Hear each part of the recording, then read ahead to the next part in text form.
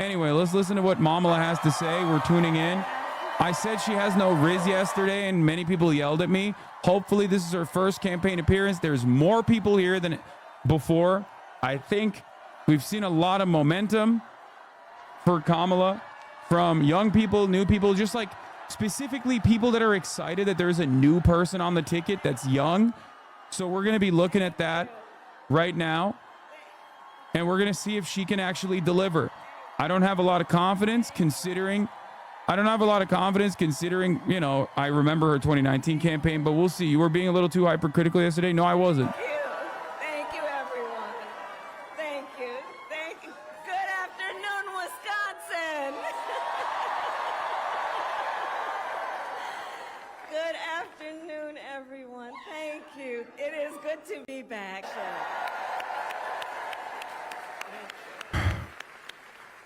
I saw the 1834 do poll. God's work. They teach other people's children, and God knows we don't pay them enough.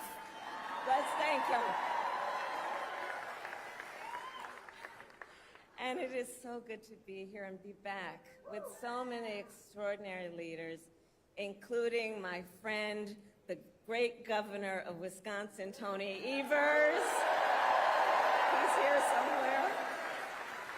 My dear friend, Senator Tammy Baldwin. And you know, I had the privilege of serving with Tammy when I was in the United States Senate. There's no captions, She is chat. always fighting for the people of this state, and I know that the folks that are here are going to make Do we sure have a live link with captions, chat? Maybe there's a live link that has auto captions on. Yes, we are going to elect her back to Washington, D.C. It is so good to be here also with Lieutenant Governor Sarah Rodriguez, General Josh Cole. Good. This one has Wisconsin captions. Secretary of State Sarah Godlewski. County Executive David Crowley. Mayor Cavalier Johnson. Bro, and she's the just great flexing. State Party Chair Ben Wickler. Bro, she's just flexing. She's like, look at all the names I can remember. This is a flex on both Donald Trump and Joe Biden, by the way.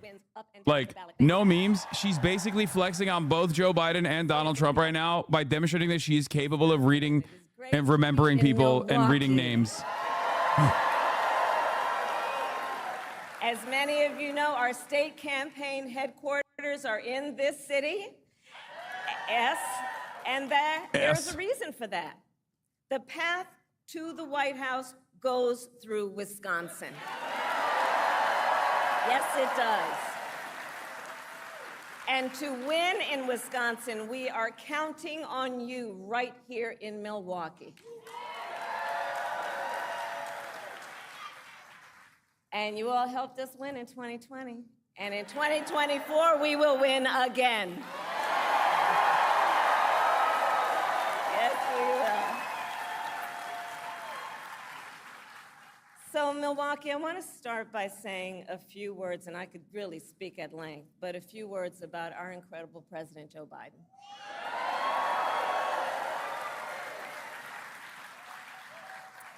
It has truly been one of the greatest honors of my life to serve as Vice President to our President Joe Biden.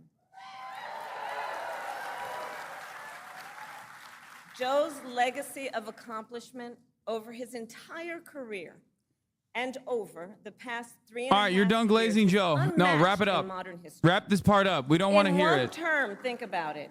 In one We don't want to term, hear about Joe, as Kamala. president, We don't want to fucking he has hear about already Joe. Surpassed the legacy of most presidents. I can't be who alone served in this. 2 Wrap terms that in up. office. Wrap that shit up. Never do it again. Don't ever do it again. You're done. You're done with that.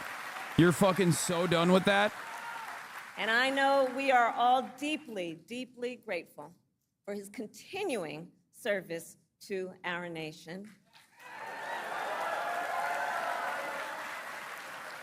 And it is my great honor to have Joe Biden's endorsement in this race. It's so dumb if she basically runs with like, I'm continuing Joe's legacy over and over again. So, Wisconsin, I am told as of this morning that we have earned the support of enough delegates to secure the Democratic nomination.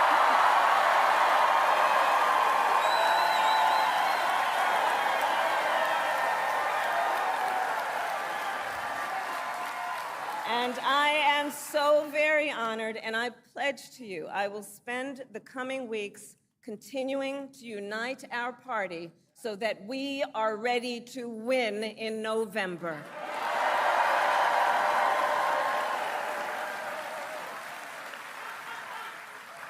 So, friends, we have 105 days until Election Day, and in that time, we've got some work to do. But we're not afraid of hard work. We like hard work, don't we? And we will win this election. Yes, we will. So as Leah told you, before I was elected vice president, before I was elected United States Senator, I was elected Attorney General of the state of California, and I was a courtroom prosecutor before then. And in those roles, I took on perpetrators of all kinds. Predators who abuse women. Yeah, she's gonna talk about like fraudsters. This is a solid way to be like, listen, as a prosecutor, I was not locking up black moms for truancy, and I wasn't actually fucking doing all the cop shit that you hate. I was doing cop shit that's good. I know. Okay? Donald Trump's type. I'm telling you right now, if she fucking angled that for Netanyahu, which would never in a million years happen, but in a world where like she goes, listen, when I was a cop, I was actually a good cop and not a bad cop. And misleading claim says Harris jailed. I'm not even talking about the marijuana thing. I think it was like 49 people total that was actually jailed for marijuana possession. And regardless, it still doesn't matter. It's still fucking dog shit. And we don't even know if they were actually all black or not. But it doesn't matter. That's not my point. She's saying the same shit as yesterday. I know. She's angling. Okay. As Attorney General of California, I took on one of our country's largest. She needs to be angling the top cop shit in a very tricky. This is a very tricky narrative, okay? Because of her, obvious demographic background, she has a significant advantage for black and brown voters, especially going up against the Republican Party. In the primaries is different, but when you're going up against like the Republican Party, then all of a sudden you have this opportunity to galvanize the base of support from black and brown communities. Beyond that, the cop shit actually probably plays well to the white voters who would be afraid of her as a black woman.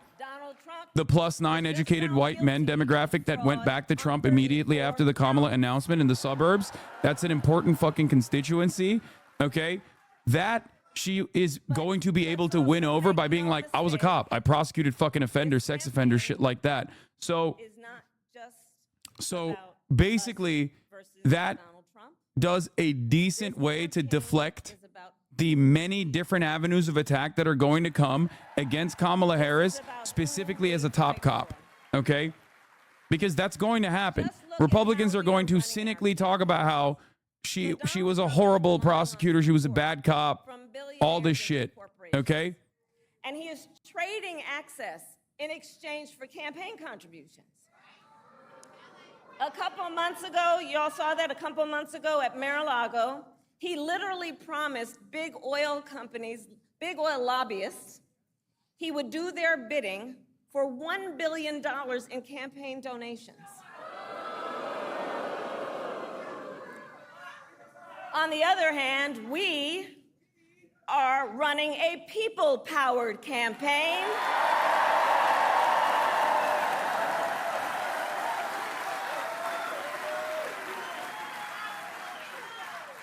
And we just had some breaking news. We just had the best 24 hours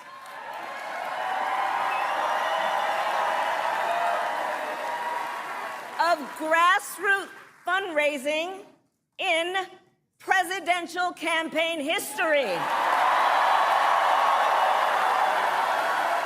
right?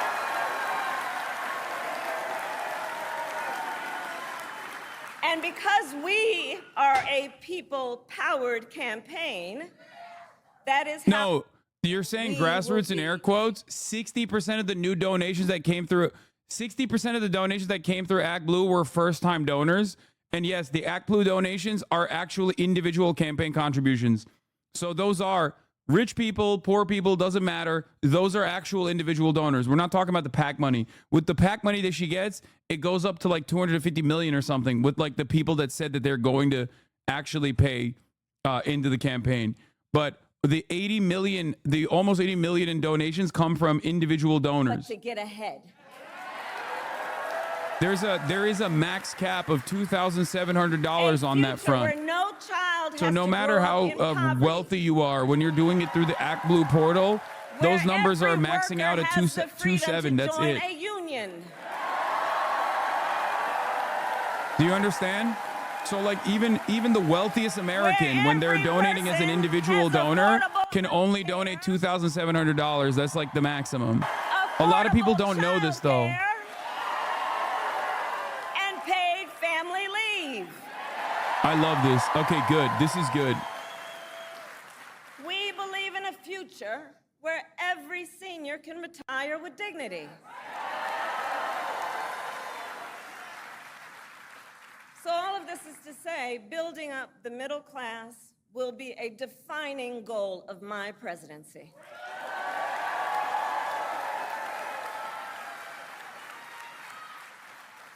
Because here's the thing we all hear. Do you think Kamala will actually get the minority When our vote? middle class Yes. is strong. America is strong. Yes, dude. Of course. Like, what do you But mean? Donald Trump Joe wants to Biden take was our getting country it. Why back. wouldn't Kamala Harris get it? Democrats He and his will get. extreme Project Democrats will always win 2025 agenda these communities. Like that's. will weaken the middle class. Like, we know we got to take this seriously. And can you believe they put that thing in writing? Read it. Olayemi put a It's great 900 video about why she thinks pages. Kamala's dead on arrival. Worth a watch. But We'll here's the see. thing. I'll watch it. When you read it, you will see Donald Trump intends to cut Social Security and Medicare. He intends to give tax breaks to billionaires and big corporations and make working families foot the bill.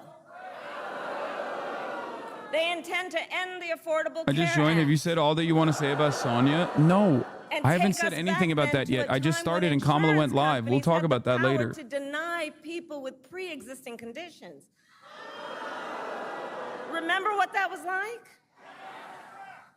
Children with asthma, women who survived breast cancer, grandparents with diabetes.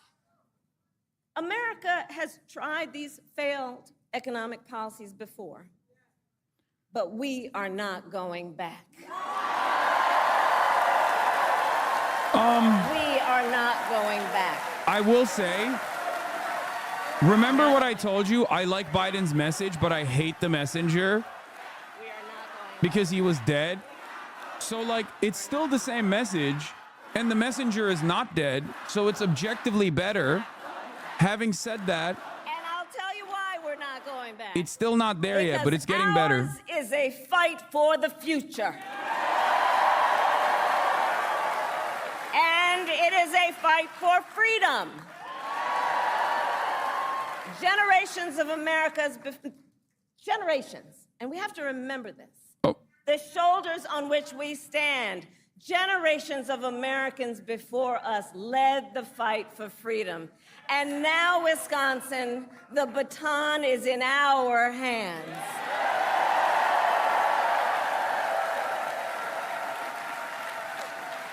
We, who believe in the sacred freedom to vote, will make sure every American has the ability to cast their ballot and have it counted. We, who believe that every person in our nation who should have the freedom to live safe from the terror of gun violence, will finally pass red flag laws, universal background checks, and an assault weapons ban.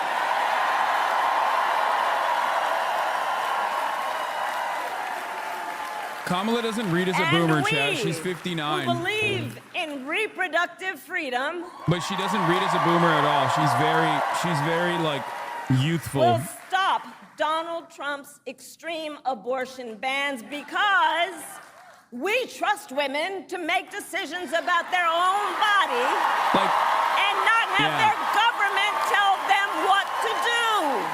Harris is 59 years old, and she literally doesn't look a day older than 40, which is wild. And when Congress passes a law to restore reproductive freedoms as President of the United States, I will sign it into law.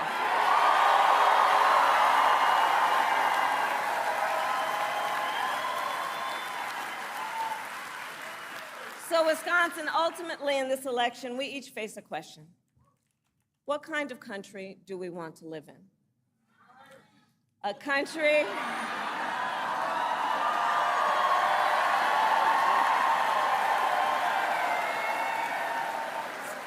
and to your point, do we want to live in a country of freedom, compassion, and rule of law? Or a country of chaos, fear, and hate? And here's the beauty of this moment. We each have the power to answer that question. The power is with the people. We each have the power to answer that question. And in the next 105 days, then we have work to do. We have doors to knock on, we have phone calls to make, we have voters to register, and we have an election to win.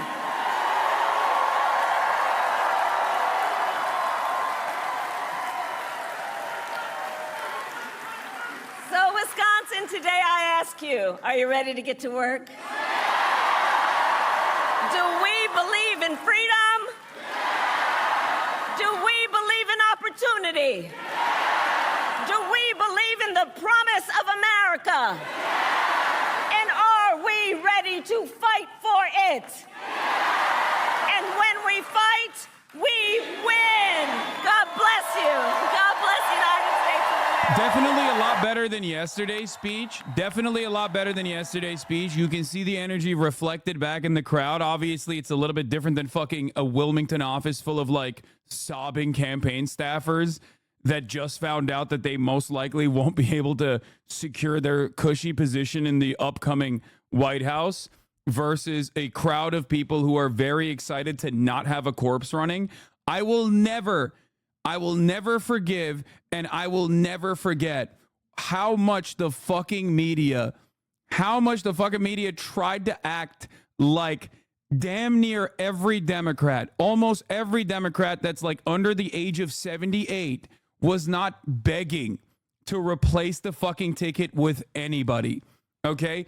Kamala Harris is far from the most charismatic, telegenic, and uniquely revolutionary Democratic Party candidate. And yet, the fact that Kamala Harris has brought out this much momentum for the Democratic Party is proof enough that like virtually everyone wanted this. Virtually everyone wanted this. And of course, it happened in an undemocratic fashion. Ironically enough, it was the Democratic Party for the first time in my lifetime actually operating like a party. And I fucking told you this. I told you that the Democrats were going to respond positively to any change whatsoever. Okay? Any change whatsoever. People were begging for it. And it only happened, and I can't believe I'm saying this, because of fucking Big Dog Pelosi. She fucking busted that shit out, dude. Big Dog Pelosi and the actual establishment Democrats were like, we can't do this. They saw the polls. They were like, no, this is ridiculous. This is ridiculous. This is ridiculous. This is ridiculous. What the fuck are we doing? And they actually did something very surprising. Okay? They actually acted like a party, not to rat fuck Bernie, as chatters are pointing to, which is, correct. That is when they acted like a fucking party, like Labor in the UK, kind of. But this time, they acted like a party to actually abide by the wishes, like the stars aligned in a very unique way, where the voters' wishes and the donors' wishes and the Democratic establishment's wishes aligned. It was a very weird moment. I've never, in my lifetime at least, ever had this much agreement with fucking Nancy Pelosi and like the Democratic Party's like big ticket donors. Think about that. Okay? And of course, the momentum from this change completely eviscerated the Republican RNC message like I told you it would happen. It is, oh my God. It was like, it literally just all the fucking cards fell in the exact same way that I told you it would happen. Okay? Nancy Pelosi this week, oh, it's the LeBron tweet, right? Yeah. 100%. No, she is. She's the GOAT. Nancy Pelosi came in and just basically said, fuck that shit. Okay, we're not doing that. And I told you it would be perfect to do it right after the fucking RNC. Deflate every fucking call for unity that was already fake to begin with, because Republicans cannot hold themselves back from being unimaginable monsters, okay? They love being monsters. They love being pieces of shit. And they immediately went back to bully ball. That's the only road they know. They went back to bully ball like that. They were like, unity? Fuck unity. Joe Biden is dead. Kamala Harris is pussy. We have to investigate it. How much damage has her pussy taken from taking abortions?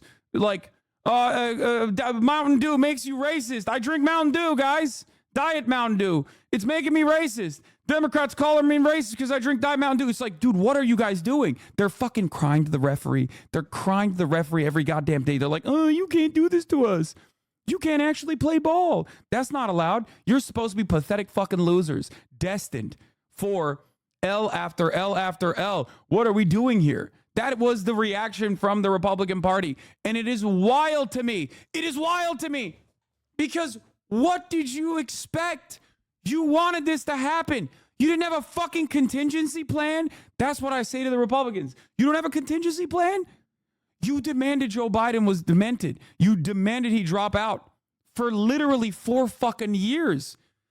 Fox News was the only news broadcast out there that said, Joe Biden is demented. Joe Biden must drop out. Now, obviously, they were saying it for political reasons, but they were not wrong. They wanted it. And now that they got it, it turns out they got caught with their fucking pants down. They're pissing against the wind. They're like, oh my God, we got everything we fucking wanted. And it turns out we didn't want this shit at all. Turns out we were not ready for it at all. Like, Joe Biden had a likelihood of dying, like a higher likelihood statistically than any other president of dying while he was in office, okay? And you did not have a contingency plan. You did not have a contingency plan. The Democrats themselves did not have a contingency plan. That's why they went with Joe Biden and an uncharismatic person like Kamala Harris as the VP, because they wanted to make sure that Joe Biden, while saying he was going to be a bridge candidate, was never actually going to be a fucking bridge candidate, right? We obviously saw that when Brandon was like holding on for dear life with that old man strength, gripping the fucking candidacy for weeks on end after everyone realized that he was dying. But it is shocking to me that the Republicans, who in my lifetime are actually like, who used to be the winners, okay, ruthless killers and winners across the board, in spite of their horrifying, unpopular, cruel policies, they used to love winning. They used to do everything they can to win. And now all of this Trump populism has like completely broken the brains and rewired the entire Republican Party. Now they're just fucking losers who whine all the time. Constantly whining about Donald Trump losing. Constantly whining about how he actually didn't fucking lose. Constantly leaning into conspiratorial thinking. And it is crazy to me.